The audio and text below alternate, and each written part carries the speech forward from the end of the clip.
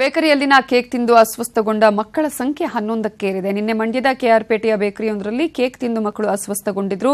ಕೂಡಲೇ ವಾಂತಿ ಭೇದಿಯಾಗಿ ಮಕ್ಕಳು ಅಸ್ವಸ್ಥಗೊಂಡಂತಹ ಸಂದರ್ಭದಲ್ಲಿ ಮಕ್ಕಳನ್ನ ಚಿಕಿತ್ಸೆಗಾಗಿ ಮೈಸೂರಿನ ಆಸ್ಪತ್ರೆಗೆ ಕೂಡ ದಾಖಲಿಸಲಾಗಿತ್ತು. ತಹಶೀಲ್ದಾರ್ ಸ್ಥಳಕ್ಕೆ ಭೇಟಿ ಕೊಟ್ಟು ಸರಸ್ವತಿ ಬೇಕರಿಗೆ ಬೀಗ ಹಾಕಿದ್ದಾರೆ. ಬೇಕರಿ ಮಾಲೀಕರನ್ನ ಪೊಲೀಸರು ಅರೆಸ್ಟ್ ಮಾಡಿದ್ದು ತನಿಖೆ ಮುಂದುವರೆಸಿದ್ದಾರೆ.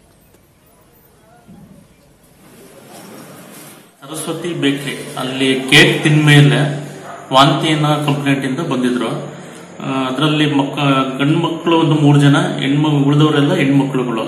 ಒಬ್ಬರು ಮಾತ್ರ ದೊಡ್ಡವರು, ಒಂದು 21 ವರ್ಷದವರು.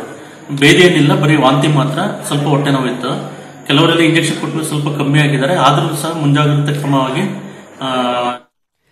ಇವಾಗ ಡೀಟೇಲ್ಸ್ ಕೊಡೋದಕ್ಕೆ ನಮ್ಮ ರಿಪೋರ್ಟರ್ ರಘುಗೌಡ ಈಗ ಫೋನ್ ಸಂಪರ್ಕದಲ್ಲಿದ್ದಾರೆ. ರಘುಗೌಡ, ನಿನ್ನೆ ಮಕ್ಕಳು ಬೇಕರಿಯಲ್ಲಿ ಕೇಕ್ ತಿಂದು ಅಸ್ವಸ್ಥಗೊಂಡಿದ್ರು. ಆದರೆ ಅಸ್ವಸ್ಥಗೊಂಡಂತಹ ಮಕ್ಕಳ ಸಂಖ್ಯೆ ಜಾಸ್ತಿ ಆಗಿದೆ. ಹಾಗೆ ಡಾಕ್ಟರ್ ಏನ್ ಹೇಳಿದ್ದಾರೆ ಮಕ್ಕಳ ಈ ಒಂದು ಚಿಕಿತ್ಸೆ ಬಗ್ಗೆ?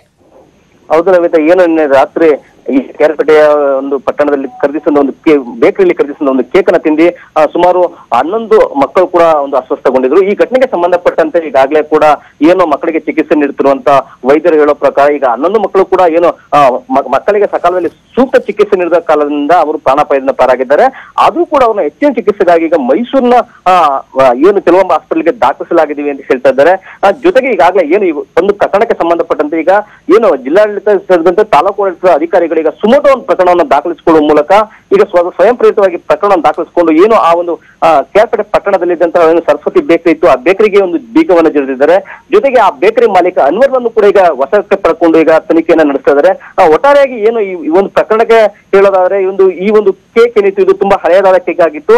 ಹಾಗಾಗಿ ಮಕ್ಕಳು ಕೂಡ ಈಗ ಈ ಕೇಕ್ ಅನ್ನು ತಿಂದು ಅಸ್ವಸ್ಥಗೊಂಡಿದ್ರು ಅನ್ನೋದು ಪ್ರಾಥಮಿಕ ತನಿಖೆಯಿಂದ ತಿಳಿದು ಬಂದಿರುವಂತದ್ದು. ನವಿತಾ, ಅಂದ್ರೆ ಈಗಾಗಲೇ ಮಾಲೀಕರನ್ನ ಕೂಡ ಅರೆಸ್ಟ್ ಮಾಡಲಾಗಿದೆ. ಹಾಗಾದ್ರೆ ಇದೇ ಪ್ರಕರಣಕ್ಕೆ ಸಂಬಂಧ ಆತ ಏನ್ ಹೇಳ್ತಾನೆ? ಖಂಡಿತವಾಗಿ ನವಿತಾ, ಈಗಾಗಲೇ ಏನು ಈ ಒಂದು ಪ್ರಕರಣ ದಾಖಲಾಗ್ತಿದ್ದಂಗೆ ನನ್ನ ರಾತ್ರಿನೇ ಕೂಡ ಒಂದು ಮಾಲೀಕ ಏನು ಮಕ್ಕಳು ಕೇಕ್ ತಿಂದು ಅಸ್ವಸ್ಥಗೊಂಡ ಸುದ್ದಿ ತಿಳಿದು ನಾಪತ್ತೆ ಆಗಿದ್ದ. ತದನಂತರದಲ್ಲಿ ಏನು ಪ್ರಕರಣ ದಾಖಲಿಸಿಕೊಂಡಿದ್ದಂತ ಪೊಲೀಸರು ಮಾಲೀಕನ ಒಂದು ಬಂಧನಕ್ಕಾಗಿ ಬಲೆ ಬೀಸಿದ್ರು. ಏನು ಈ ಮಾಲೀಕ ಏನು ಪ್ರಕರಣ ತಿಳಿದ ನಂತರ ಮನೆಯಲ್ಲಿ ಔತು ಕುಂತಿದ್ದ ಅಂತ ಆತನನ್ನ ಮನೆಯಿಂದ ಪತ್ತೆ ಮಾಡಿ ಅವನನ್ನ ಈಗ ಪೊಲೀಸರು ಕಸ್ಟಡಿಗೆ ತಗೊಂಡಿದ್ದಾರೆ. ಆದ್ರೆ ಈ ಮಾಲೀಕ ಹೇಳೋ ಪ್ರಕಾರ ನನ್ನದೇನು ತಪ್ಪಿಲ್ಲ, ಆದ್ರೆ cake ಹಳೆಯದ. Okay, thank you Raghu Gowda. ಇವ್ ತಕೊಂಡಿ ಮಧ್ಯಾಹ್ನಕ್ಕೆ ತಗೋದು ನಮ್ಮ ಹುಡುಗಿ ಬತ್ತಿ ಸ್ಕೂಲಿಂದ ಹಂಗ ನಮ್ದೊಂದು 2. ಇದರ ಬಗ್ಗೆ ಮಾತನಾಡೋದಕ್ಕೆ ನಮ್ಮ ಜೊತೆ ಈ ರೀತಿಯಾಗಿ ಅಸ್ವಸ್ಥಗೊಂಡಂತಹ ಮಗುವಿನ ಚಿಕ್ಕಪ್ಪ ಆಗಿರುವಂತಹ ಚಂದ್ರಶೇಖರ್ ಫೋನ್ ಸಂಪರ್ಕದಲ್ಲಿದ್ದಾರೆ. ನಮಸ್ತೆ. ಹೇಳಿ ಮೇಡಮ್. Okay madam. ಹೇಗಿದೆ ಮಗು ಸರ್? ಮೇಡಮ್, ನಮ್ ತಾಯಿಯರು ಒಂದ್ ಮದ್ವೆ ಇತ್ತು ಕೇರ್ಪೇಟೆಲಿ. ಮದ್ವೆಗೆ ಅಂದ್ಬಿಟ್ಟು ಮದ್ವೆ ಮುಗಿಸ್ಕೊಂಡು ಬರೀ ಕೈಲಿ ಹೋಗ್ಬೇಕಲ್ಲ, ಹುಡುಗರು ಮನೆ ಹತ್ರ ಹೋದ ಕೈ ನೋಡ್ತವೆ ಅಂದ್ಬಿಟ್ಟು ಇದ್ರಲ್ಲಿ ಸರಸ್ವತಿ ಬೇಕರಿಲಿ ಕೇಕ್ ತಗೊಂಡಾರ. ತಗೊಂಡೋಗಿ ಮನೇಲಿ ಅಣ್ಣನ ಮಗ ಸ್ಕೂಲ್ಗೆ ಹೋಗಿದ್ದ, ಇನ್ನೊಂದು ಅಣ್ಣನ ಮಗಳು 2ನೇ ಅಣ್ಣನ ಮಗಳು, 3ನೇ ಅಣ್ಣನ ಮಗಳು ಚಿಕ್ಕವಳು 2 ವರ್ಷದ್ದು. ಅದ್ ಮನೆ ಹತ್ರ ಇತ್ತು. ಅಣ್ಣ ಬತ್ಲೆ ತಿಂತೀನಿ ಅಂತ ಅನ್ಬಿಟ್ಟು ಅಂದೈತೆ ಮೇಡಮ್. ಈಗ ಮಕ್ಕಳ ಆರೋಗ್ಯ ಹೇಗಿದೆ ಚಂದ್ರಶೇಖರ್ ಅವರು? ಈಗ ಏನ್ ಹೇಳಿದಾರೆ ಡಾಕ್ಟರ್?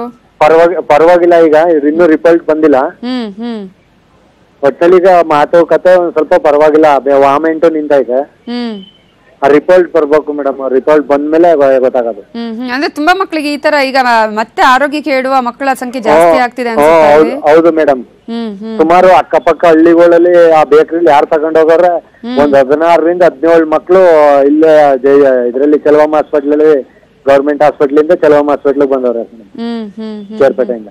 ಓಕೆ, ಧನ್ಯವಾದಗಳು ಚಂದ್ರಶೇಖರ್ ಅವರೇ, ನ್ಯೂಸ್ 18 ಜೊತೆ ಮಾತನಾಡಿದಕ್ಕಾಗಿ.